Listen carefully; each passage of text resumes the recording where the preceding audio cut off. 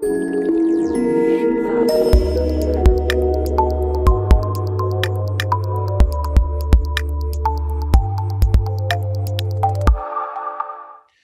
there, my name is Glyn Bowden. I'm the CTO of the AI and Data Practice at Hewlett-Packard Enterprise. Thanks for joining me today. I want to talk about finding the right data in an ocean of bits.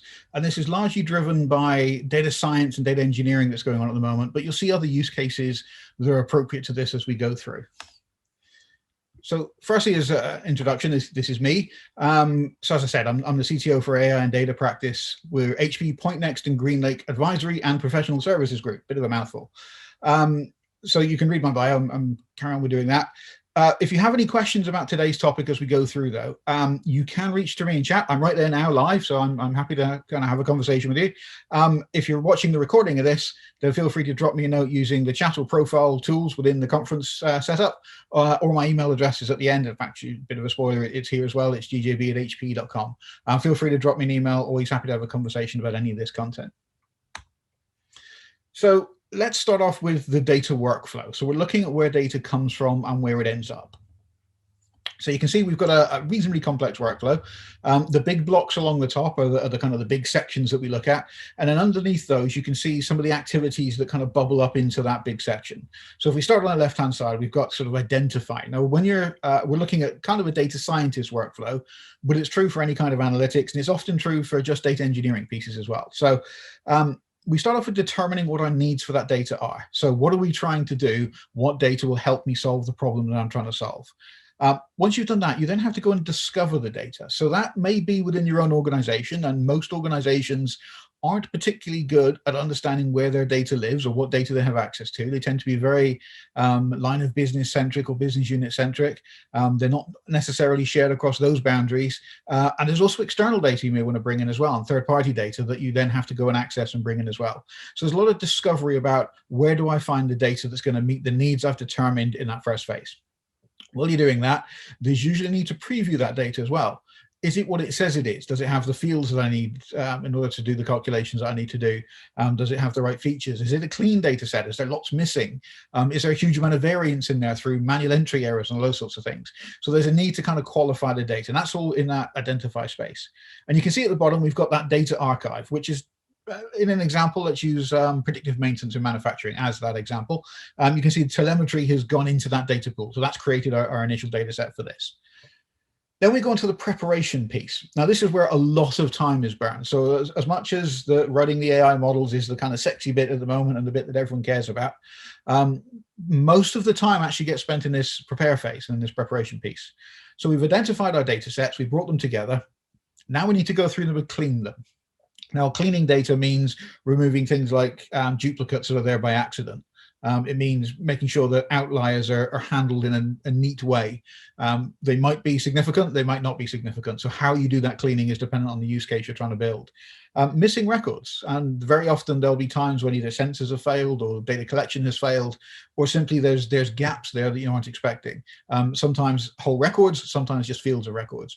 So how are you going to fill them in? Are you going to let them result to zero, in which case they could cause skew in the final results, or are you going to do something about aggregating it and maybe filling in a fake version, if you like, that actually gives you an answer that's closer to everything else, so you don't skew your results so much? And there's lots of different methods for doing that as well.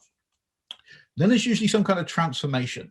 When you collect data for a use case, it's never in the full, well, at least in my experience, it's never in the format you actually want to use it in. Particularly when you're bringing multiple data sets together, you do need to do some kind of normalization of the fields in order to be able to query the data set in a unified way. So there's lots of transformation that happens to that data as well. Transformation can also include things like filtering. You may want to be able to filter the data and transform it so that you're only looking at certain time sets or certain pieces of data based on some kind of selection criteria.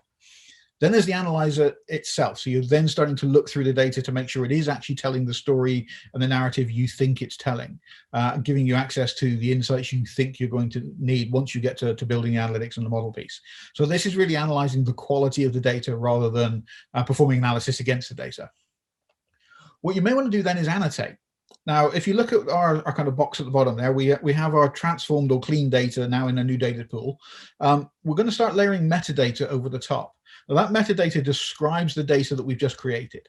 Now, it'll describe what we've done to the data to get it into that state. It'll describe where it's come from. And also now we may want to annotate and add to that metadata with human readable comments and notes. We may want to rate the data in some way. So this scores 5 out of 5 in quality. We may want to add comments about these fields are particularly useful, or I'm particularly dubious about the data that I'm seeing in field X, Y, and Z. So those annotations will help you when you come back to the data later. We'll cover that as we move into that space. Moving swiftly along into the build phase. Now, this is where you start to experiment. You're writing models, you're putting together different features, you're putting together different layers if you're using neural networks, for example, and you're experimenting with the data to see what stories it tells you, whether the types of outcomes you're getting from the data, maybe the inference from it or the analytic outcome, are matching up with what your expectations are. Now, sometimes you will be using data that you know the story it should be telling, and you can qualify the two against each other. Other times you're just experimenting to see if something new and enlightening comes out of it, and you get emerging data artifacts that happen there. So that experimentation is quite critical. Visualization is just a way of making that experimentation phase a bit more rapid, a bit more accelerated. It allows you to look at graphs to see where outliers are going, where trends are going, all those sorts of things. And it's just a simpler way of looking at the data rather than just having to read down columns or rows and make assumptions. Then also you're writing code. You're writing either your AI/ML model or you're writing your analytics piece. And so you're building that code layer. And you can see that now is new data that's kind of sitting on top of everything else. Once you're happy with what you've built, so you've trained your model, you've committed the code for that model, it's the one you want to put into deployment. So as we were talking about the telemetry use case earlier for quality assurance for manufacturing equipment, for example, you now want to create an artifact that does that inference or that analytics. So that's taking all of the code that you've made, building it, signing it, optimizing it, so that you know it can run on possibly small edge devices. It's secure because you've signed it and you know that the model that you've trained is the model you're deploying, and that's key from a security perspective. And you possibly are encrypting it as well, so that people can't just steal a bit of equipment that it happens to be on. Say you've pushed this out to a CCTV camera because you're doing some kind of video analytics. You don't want anyone to run off with that camera and have access to that model and be able to reverse engineer it and possibly get some of the data that you use to train it out of that model by just using reverse inference. So you have a secure model, you have a signed model, you have an optimized model now. So this is your artifact, and you can now run that telemetry through your model. So this is new telemetry, not coming from an archive, but coming from the systems that you're trying to measure. Now, obviously, that creates its new data archive. So you now have the data archive from the telemetry, which looks very similar to the first data archive, and you have a second data archive, which is the output of that inference. Now, sometimes you don't want to persist that. You just want to make the inference, you want to execute a function, do something useful with it, and then that's the end of it. Other times you want to be able to create new reports, new tables, whatever it may be, that contains information from that inference, so that you can go back over time and see if there are trends in that inference. And now, if you're doing digital prescriptive maintenance, that we've been talking about, that's one of the critical pieces. You want to see a history of that inference so that you can see, is there a trend in the number of times I've estimated that something will fail on the machine, for example? Is there a trend to my inference on the data around temperature, for example? So you now have that kind of new data that's being created as part of this. You have a new data set.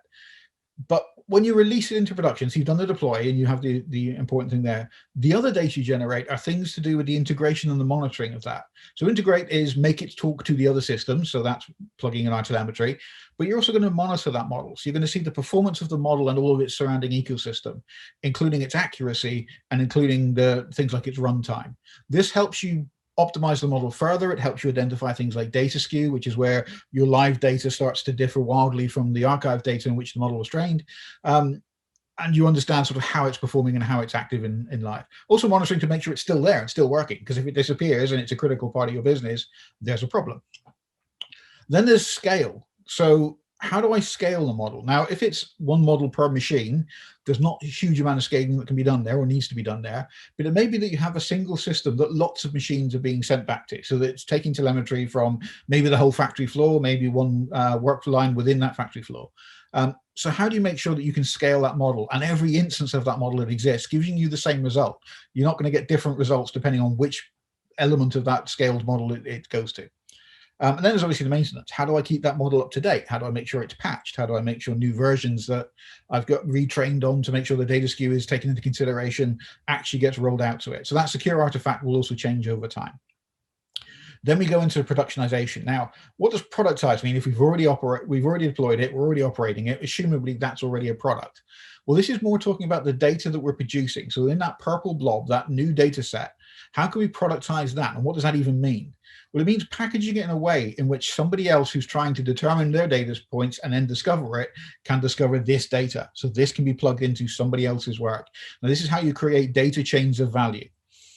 Once you've packaged it in such a way that it can be consumed, you then need to define policy around it. How can it be consumed and by whom? Now, if it contains something like personal identifiable information, there's very strict ways about strict laws and legislation in different geographies around how that policy needs to be applied and how you can use that data. If it's inference you're making, it may still come under those same regulations if it's relying on PIP or in some way it can identify a person either through reverse engineering or through aggregation of data. So those policies are about who can access that data, how they can access that data, possibly for how long as well. And then finally, advertise. And how do we advertise? Again, that nice pink metadata layer comes back in. We create that descriptor of the data, and that becomes the way we actually create the search engine, if you like, that can then go and search that data later. And we'll look at that in a bit more detail in a second. Finally, to go through the whole life cycle, we have to retire data. So sometimes that means archiving it, and sometimes there's a requirement to have a longer term archive, and other times it means removing it completely and deleting it. Either way, whatever you're doing to it, you need an auditable trail of what you've done to that data. So there are many legislations, particularly around medical data and financial data, that say if you're deleting it and there's a requirement for you to delete it after the certain time period, we need to have an audit trail that says this is where it came from, this is what existed, and this is what I've since done to it, and how I know it has been removed from everywhere it might have existed. So all that's all part of the retirement. And again, all of that audit log and all of that combines with all of the operational data and telemetry that we have from the systems and becomes a new data set in and of itself. So again, there's more things that we have to wrap that around. You can see data is kind of self-replicating here. So that's the kind of workflow that we're looking at. And as I said, data begat data. So when you create data and start doing things with it, you create more data. And the more you do things with it, the more data sets you create.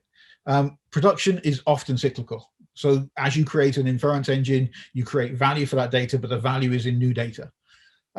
When you analyze data, you produce the new data. The insights themselves are data. Now, as I said, you don't have to persist them. You might just act on them and create a function that goes off and does something, maybe trades or maybe turns off a machine, whatever it may be, but it's new data. That's the value add of data. That's how you can take an existing data set, add value to it yourself, and gain new value from that data, as well as provide new value to others. And those insights that you get from that data can be shared without sharing that data itself. So if you look at the model, for example, you can trade the weights of that model and the features within that model with other people so that they can get the value of that trained model without exposing you to the data that underlies it itself. But this can all very quickly become very overwhelming. It's very difficult when you start seeing this kind of graph of data that's exploding in front of you. What created what instance created what data, what was done to that data to create a new data set, what was inference on that data that created yet another data set, and then who can see what. Out of all of this graph of data that I have now, this massive ecosystem that's bubbling away, how do I know who can see which bits of those and how can I keep track of that? And then finally, when we look at things like transparent AI, which is becoming more and more critical, how did a particular inference get made? What data led to that model being trained in that particular way? So what we're talking about really is data provenance. Now, data provenance is very much like fine art. Anyone that studies art or collects art, if you have the money, and I certainly don't, the provenance of fine art is critical to it and and underpins its value, essentially. Data has the same relationship with provenance. The better the provenance of data, where you know where it came from, you can prove it came from there, it's signed by the artist, however you want to see this, the better the provenance, the more valuable the data is and the more useful the data is, because you can prove that it's legitimate data. Now, a creator or an artist, might be a sensor or a camera, for example, they exist. So somebody has created that data in the same way they created a piece of art. There's a process that's happened to be able to create the data. Now, it may be something simple, like you've sourced it from a piece of telemetry. So you have a sensor that's just pouring off information. So that's one way of creating the data. But you may have done something else to it. So you're looking from an art perspective, you're looking at not just the canvas, but also what type of paint was used, and then how was the paint applied to the canvas. From a data perspective, it might be what transformations and cleaning happened to that data. What else have I done to process that data and possibly augment it with secondary data sets to create my new data set that I've been using. So there's that whole process that needs to be part of that provenance, because it tells the story of how the data came to be. And then there's the final artifact. So when you've created your new data set, sign your work, make sure it's provable that this was the data that was created from that process. Also, like fine art, data can inspire new data. So when we look at a beautiful painting and we want to go and create the same thing ourselves, and I'm massively artistically challenged, so there's no way I can do that. But when you can, you can go and take the inspiration from a brilliant artist and then go and replicate their work, or attempt to replicate at least the media that they've used. Same thing with data. When you see a good data set and you can add value to that data, you inspire the creation of new data by bringing new records together. Those artifacts can then be used to create new data again. So as you create a model trained on data, that becomes a data artifact. And so you need to keep track of that as well, because that data artifact will then go and impact other data that it's being applied against. So if I've trained a model on my telemetry from factory A and I'm using that model to look at data from factory B, in order to have full transparency and provenance of what comes out of that, I need to consider the source data that trained it originally. So all of those relationships and everything that go into the artifacts, and then how the artifacts are applied to new data sets. The inspiration, as it were, and this is the audit trail, is critical, and it must be recorded. So how do we track provenance? Metadata, I've already mentioned it a number of times. I'm going to mention it again now. It's data about data. So in case you missed it, it's data that describes data, metadata. And it's multi-level. We don't just have one layer of metadata. It's on multiple sort of levels of our data experience. So if we look at infrastructure and storage, for example, something like the CDMI, the Cloud Data Management Interface from SNIA, is a good example of metadata that describes the infrastructure, the storage requirements, and at that fundamental base layer of data. Then there's metadata around the data object itself, and that could be a data file, it could be an object in an object store, it could be a database table, for example. And what you typically get on that sort of data is when it was created, when it was modified, what are the generic permissions on it as it stands today. So it's kind of base level metadata. Then there's user metadata. So this is custom metadata. This is usually use case specific. And we've got lots of examples of metadata schemas that are specific to a particular vertical, for example. So there's some that describe pharmaceutical and medical data. There's others that describe data you find around factory equipment, those sorts of things. They're good standards that will help you understand, if you know you're looking at medical data, this schema is something that will describe this particular data set. It might be from medical imaging, it might be from pharmaceutical trials, that kind of thing. So that's the user metadata that will describe in the context of a use case, but you need to know the context, that's important. Then new-ish, because we've been doing it a little while, is provenance metadata. Now this is the audit I was talking about previously, where you have multi-object spanning audit data. And when I say multi-object, I mean it spans across all of the data that's aggregated together. It talks about the schema and the create process. So this is that whole from cradle to grave of the information that's contained within multiple aggregated data sets and through all of the various components that they've had to travel through, the artifacts of that data they've had to travel through. And then finally, the policy and governance. So when I said we have to describe what you can do with the data and who can do it, that's all part of that policy and governance metadata layer. Now, often that's separated from the normal metadata because context is critical here, and you might apply different policy and governance depending on the geolocation of the data, depending on where it's created, depending on whether you're in front of or behind a firewall, those sorts of things. But it really describes who can interact with the data and the artifacts of that data. So back to the question around that we started with on the talk. How do we find the right data? Well, we know how the ocean was created. We know how we got all of this data now. We've seen that. Data begat data, remember? And we started labeling and tagging our data using that metadata, or our fish, if you want to call it that, looking at the ocean and taking the analogy too far. So we're starting to build metadata tags around the components that we have. So now we can create filters and searches on all of that metadata to select the appropriate data. And there's a field of person that's actually, you've heard of data scientists, I assume, probably data engineers. We're now beginning to see the emergence of data hunters. So these are people that are tasked with going out and finding data relevant to a particular use case or relevant to a particular experiment. But all of this is around multi-layered search.